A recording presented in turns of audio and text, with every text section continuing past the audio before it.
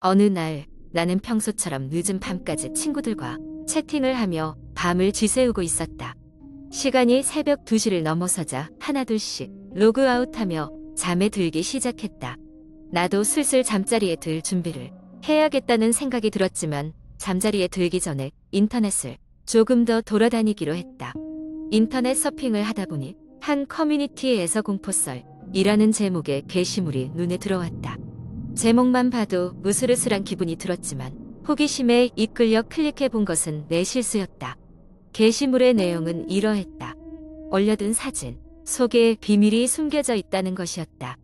글쓴이는 게시물의 여러 장의 일상적인 사진과 함께 사진들 중 하나를 잘 보면 알 수 있어요 라고 덧붙였다. 나는 무슨 일인지 궁금해 사진을 하나하나 확대해 보았다. 처음에는 별다른 것이 보이지 않았다. 일상적인 거리 사진, 친구들과의 셀카, 가족들과의 저녁 식사 사진. 그러나 마지막 사진을 클릭했을 때 오싹한 느낌이 나의 척추를 타고 흘러내렸다. 평범해 보이는 거실 사진의 한 구석, 커튼 뒤쪽에서 무언가가 보였다. 처음에는 그냥 그림자겠거니 싶었지만 자세히 들여다보니 사람이었다. 그런데 그 사람의 얼굴은 어딘가 기괴하게 일그러져 있었다. 단순히 왜곡이나 픽셀 깨짐이라고 생각하기엔 너무나 생생하고 섬뜩했다. 마치 화면 저편에서 나를 응시하고 있는 듯한 눈동자, 찢어진 듯 벌어진 입술. 나는 갑자기 화면을 닫아버렸다. 심장이 콩콩 뛴 채로 의자에 기대어 한숨을 돌리고 있는데 메시지 알림음이 들렸다. 친구가 보낸 것이겠거니 하고 확인했지만 낯선 번호에서 온 메시지였다. 내가 본 것을 잊지 말라. 순간 온몸에 소름이 돋았다. 처음에는 누군가의 장난일 거라고 생각했지만 메시지를 받은 시점이 너무 절묘했다. 내가 사진을 보고 화면을 닫은 바로 그 순간이었다. 황급히 내 휴대전화를 내려놓고 다시는 그 게시물을 열어보지 말자고 다짐했다. 그날 밤 나는 불을 끈 채 잠들 수 없었다. 이상한 기분이 들었지만 피로에 지친 나머지 결국 잠들고 말았다. 다음 날 아침 나는 그 일이 단순히 꿈이라면 좋겠다고 생각하며 하루를 시작했다. 하지만 내 휴대전화에는 그 낯선 번호로부터 또 다른 메시지가 와 있었다. 오늘 밤 너의 거실에 다시 한번 와보라. 나의 공포는 점점 현실이 되고 있었다. 그리고 그날 밤 나는 용기를 내 거실로 향했다. 조심스레 커튼을 걷어내자 어둠이 짙게 깔린 거실에는 아무것도 없었다. 그러다가 나는 거대한 거울에 비친 나의 모습, 뒤로 무언가가 서 있다는 것을 깨달았다. 순간 몸을 돌려야 했으나 거울 속 인물은 내가 아닌 누군가였다. 그때 거울 속으로부터 내게로 웃으며 다가오는 얼굴은 바로 내가 사진에서 본 그 얼굴이라는 것을 알았다. 이후로 나는 그 공간을 떠나지 않았다. 가족은 내가 단순히 사라졌다고 생각했겠지만 그날 이후로 나는 거울 속에 갇혀있고 그 사람은 나의 삶을 살아가고 있는 것 같다.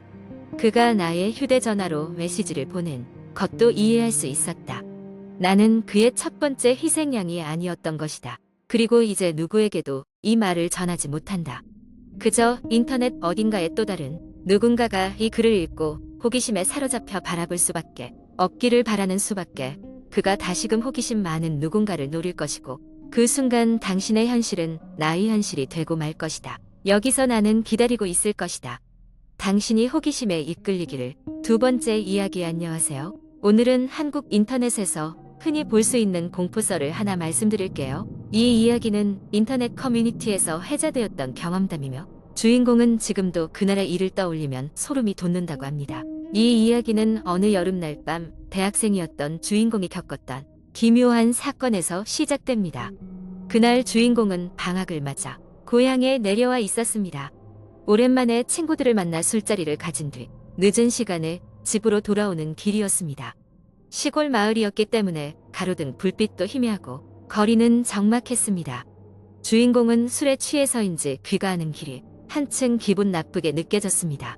그날 밤 주인공은 같은 날 태어난 소꿉친구 철수와 이모네 집으로 돌아가는 길을 나란히 걷고 있었습니다. 이모네 집은 마을 외곽에 있었기 때문에 철수와는 종종 같은 길을 걸어가곤 했습니다. 둘이서 이런저런 이야기를 나누며 걷고 있는데 문득 철수가 뒤를 돌아보며 고개를 갸웃거렸습니다. 왜 그러냐? 주인공이 물었습니다. 저 뒤에 누가 서 있는 것 같지 않아? 주인공은 뒤를 돌아보았지만 흐릿한 가로등 아래 아무것도 사진 않았습니다.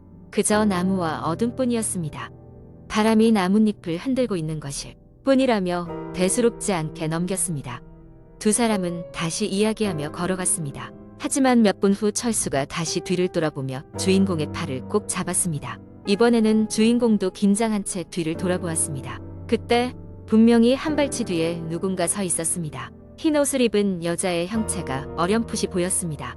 순간 주인공의 등골이 오싹해졌습니다. 그녀는 아무런 말도 없이 그저 그 자리에 서 있었습니다. 주인공과 철수는 서로 얼굴을 마주보며 무언가 잘못됐음을 직감했습니다. 두 사람은 발걸음을 재촉하여 최대한 빨리 그 장소를 벗어나려고 했습니다. 그러나 달리기 시작하자마자 뒤에서 들리는 발소리가 점점 더 빠르게 뒤따라 오는 것을 확실히 느낄 수 있었습니다. 공포에 질린 주인공과 철수는 온 힘을 다해 달렸고 마침내 이모네 집에 도착했습니다. 두 사람은 문을 급히 열고 안으로 들어가 문을 잠갔습니다.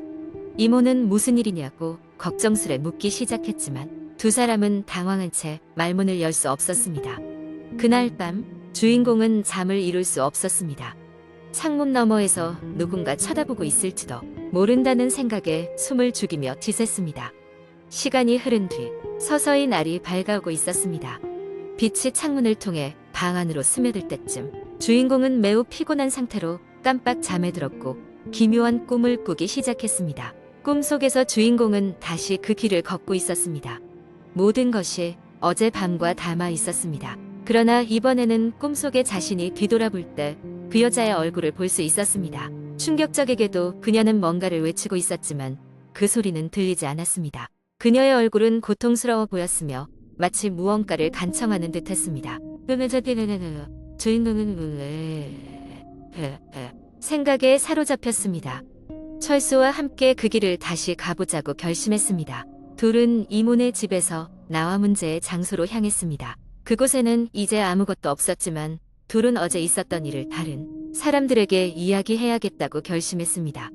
며칠 후 그 여자에 대한 이야기를 마을 어른에게 들을 수 있었습니다. 오래전 그 장소에서 한 여자 가비극적인 사고로 목숨을 잃었다고 했습니다. 그녀는 마을을 떠나려 하다가부리의 해프닝으로 생을 마감했으며 그때부터 그 길에서는 가끔씩 그녀의 모습을 봤다는 소문이 돌곤 했습니다. 주인공과 철수는 다시는 그 길을 밤에 지나지 않았습니다. 그러나 아직도 그곳을 지나갈 때면 가슴이 서늘해지는 기분을 떨칠 수 없다고 합니다. 이 이야기는 주인공의 마음속에 깊이 남아 앞으로도 잊히지 않을 것입니다. 이렇게 해서 한국 인터넷에서 흔히 볼 수 있는 공포썰을 마치겠습니다. 읽어주셔서 감사합니다.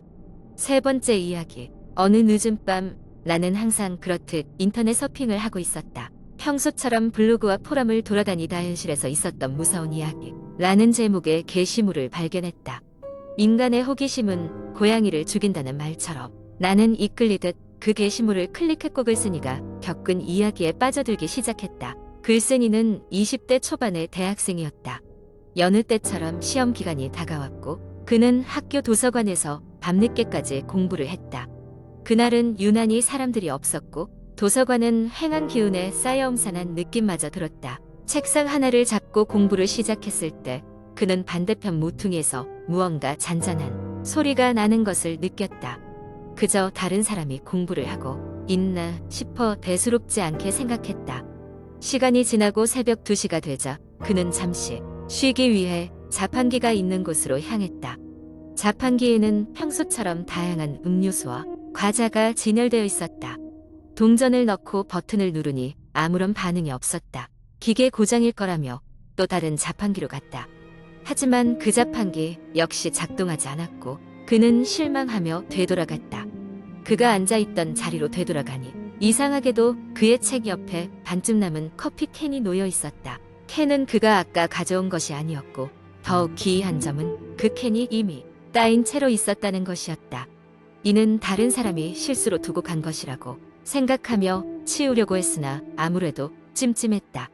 그가 다시 한번 집중하려고 할 때 등골을 서늘하게 하는 한기가 느껴졌다. 저 멀리 복도 끝에서 누군가 그를 지켜보고 있는 것 같은 느낌이 들었다. 그는 용기를 내어 복도를 바라보았지만 아무도 볼 수 없었다. 단지 남아있는 건 간헐적으로 깜박이는 형광등과 아무 소리도 나지 않는 고요한 공간뿐이었다. 그런데 이번에는 분명히 누군가의 발자국 소리가 들려왔다. 점점 더 가까워지는 소리였다. 그는 그 소리가 도서관의 메아리에 의한 착각이라 생각하며 억지로 마음을 달래려 했지만 소리는 멈추지 않았다. 공포가 커져가며 그는 가방을 챙기고 도망치듯 도서관을 빠져나갔다.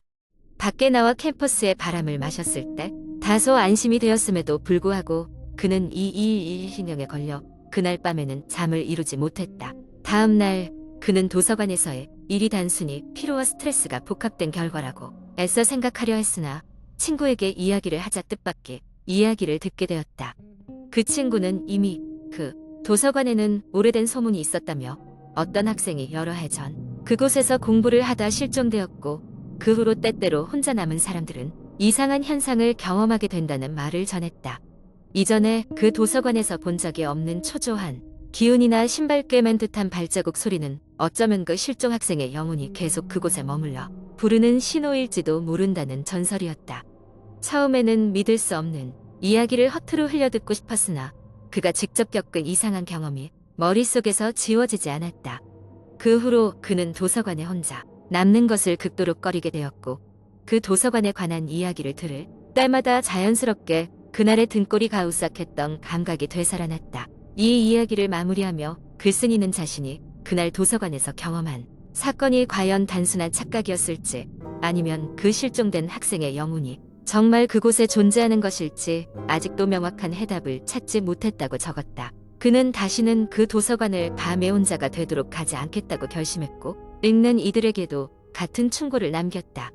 이런 이야기는 한국의 인터넷 커뮤니티에서 흔히 볼 수 있는 공포썰 중 하나이며 밤늦은 시간 조용한 곳에서 혼자 공부하거나 일할 때면 누구나 한 번쯤은 상상해 볼만한 상황일 것이다.